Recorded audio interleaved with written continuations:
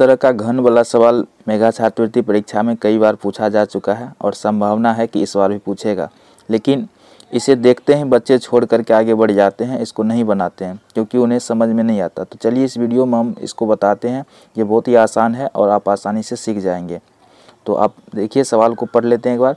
एक ठोस घन की सभी सतहों को लाल रंग से रंग दिया गया है एवं इसके बाद इसे 64 बराबर माप वाले छोटे घनों में परिवर्तित कर दिया गया है। दी गई जानकारियों का ध्यानपूर्वक अध्ययन करें तथा प्रश्नों का उत्तर दें। तो अब चलते हैं प्रश्न पे। प्रश्न में है, ऐसे कितने घन हैं जिनकी 3 सतहें रंगी हुई है। यानी ऐसे कितने घन हैं जिसकी 3 सतहें रंगी हुई है। तो अगर इस टाइप का सवाल आपसे पूछा जाए तो याद रखें कि घन का कितना भी टुकड़ा किया जाए, घन का कितना भी टुकड़ा किया जाए, चाहे उसका 64 टुकड़ा किया जाए, चाहे 128 टुकड़ा किया जाए, या कितना भी टुकड़ा किया जाए, या 500 टुकड़ा किया जाए, हमेशा उसके 8 सतह की 3 सतह 8 घन का ही 3 सतह रंगीन होगा। तो हमेशा इसका आंसर 8 होगा। फिर से समझ लीजिए कि घन का कितना भी टुकड़ा किया जाए, उसे किसी भी रंग में रंगा जाए, तो 3 सतह रंगीन वाला जो होगा वो हमेशा, वैसे घनों की संख्या हमेशा 8 होगा। तो इस तरह के सवाल अगर आपके सामने आता है तो निश्चित रूप से आपको आंसर में 8 लिखना है, चाहे उसका कितना भी टुकड़ा किया जा सके। किसी में रहेगा 64 टुकड़ा, किसी में 125 टुकड़ा, किसी में 625 टुकड़ा, कुछ भी दे सकता है सवाल में, तो उसका आंसर 8 ही होगा। तो ऑप्शन में देखिए 8 रहता है तो 8 में लगा देना है। अब अगला है, ऐसे कितने घन है जिसकी कोई भी सतह रंगीन नहीं हुई है। यानी ऐसे कितने घन है जिसकी कोई भी सतह रंगी हुई नहीं है। तो इस टाइप का सवाल में कोई सतह नहीं रंगा हो तो इसका फॉर्मूला होता है, वो होता है n-1 का होल क्यू। n-1 का होल क्यू। यहाँ n का मतलब है कटिंग नंबर। n का मतलब क्या है? Cutting number. n का मतलब कटिंग नंबर। तो सूत्र आपको याद हो गया, n-1 का होल क्यू। ठीक है। अब n कैसे निकालेंगे, कटिंग नंबर कैसे निकालेंगे? तो कटिंग नंबर निकालने के लिए क्या करना है आपको, जो दिया रहेगा संख्या, जैसे इसमें इस सवाल में 64 टुकड़ा में काटा गया, जितना टुकड़ा में काटा गया रहेगा उसका निकाल लेना है आपको घनमूल। जितना टुकड़ा में कटा रहेगा उसका क्या निकालेंगे? घनमूल, और उसमें से माइनस कर देंगे 1 को। तो यहाँ 64 टुकड़ा में काटा गया था, तो 64 का घनमूल अगर निकालेंगे तो क्या हो जाएगा? 4, और उसमें से घटाना क्या है? 1 को। तो यहाँ कटिंग नंबर कितना हो गया? 3।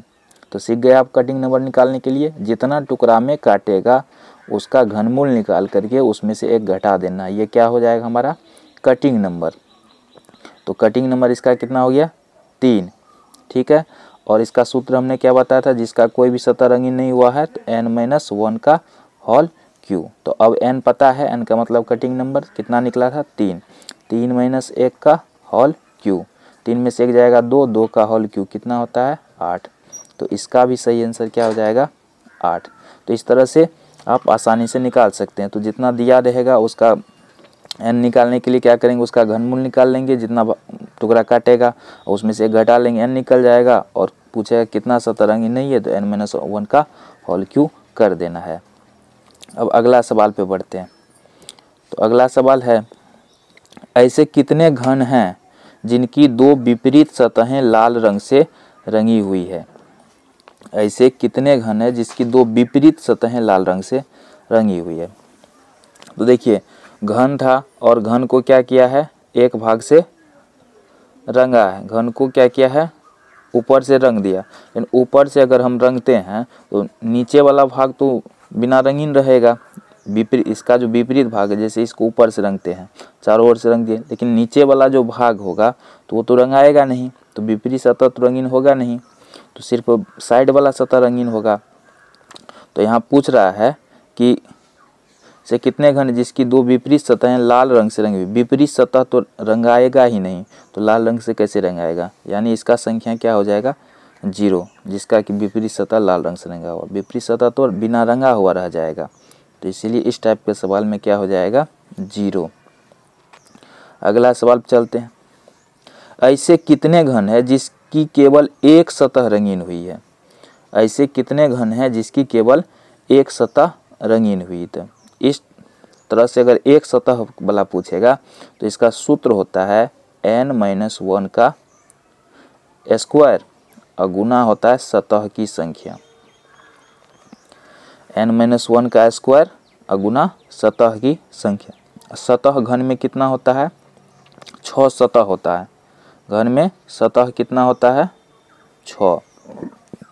सतह को फलक भी कह सकते हैं यहाँ पे, या सरफेस अंग्रेजी में बोलना चाहे तो 6 होता है। किनारा कितना होता है? 12 और शीर्ष कितना होता है? 8। ये याद रखना। घन में सतह या फलक की संख्या 6, किनारा कितना होता है? 12, ठीक है, और शीर्ष कितना होता है? 8। तो ये बात आपको याद रखनी है। तो अभी हम इसका फॉर्मूला बताए n-1 का स्क्वायर गुना सतह की संख्या। तो n निकाले थे पिछले सवाल में, n कितना निकला था? 3। 3 - 1 का स्क्वायर करेंगे गुना सतह कितना होता है घन में? 6। तो अगर 3 में से 1 जाएगा 2 बचेगा, और 2 का अगर वर्ग निकालेंगे तो 4, और 4 गुना 6 तो 6 चौके कितना निकल जाएगा? 24। तो ये हमारा आंसर हो जाएगा 24। सूत्र याद कर लीजिए। ऐसे कितने घन है जिसकी केवल एक सतह रंगीन हुई है, या पूछेगा तो इसका फॉर्मूला होता है n-1 का स्क्वायर गुना सतह की संख्या। ठीक है, सतह की संख्या।